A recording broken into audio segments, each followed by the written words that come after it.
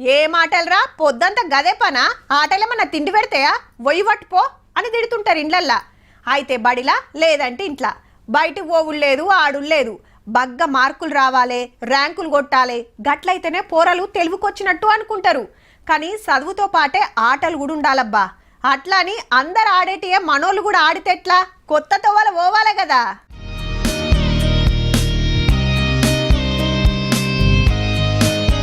కానీ ఇవి సర్కస్ ఫీట్లు కాదు, జిమ్నాస్టిక్స్ అంటారు. ఇటో నలుగురు అటో నలుగురు గ్రూప్ నిలబడి జంపింగ్ చేసుడు, ఉన్న కాడనే గాళ్ళకు పల్టీలు కొట్టుడు.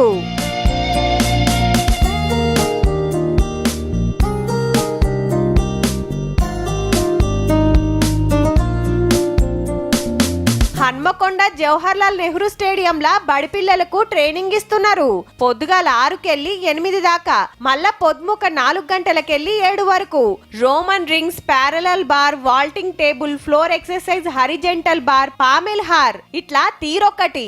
20 మంది ఆర్పార్ అయితే ఓ 8 మంది కలకత్తాలో జరిగిన నేషనల్ పోటీలల్లా మెడల్స్ కొట్టుకొచ్చిండ్రంటే చూడర్రిగా.